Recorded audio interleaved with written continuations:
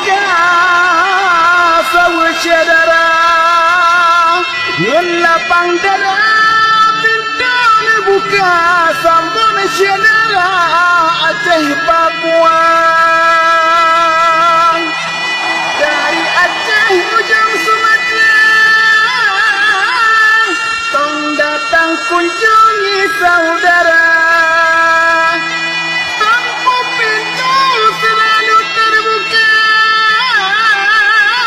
menyambut saudara Aceh Papua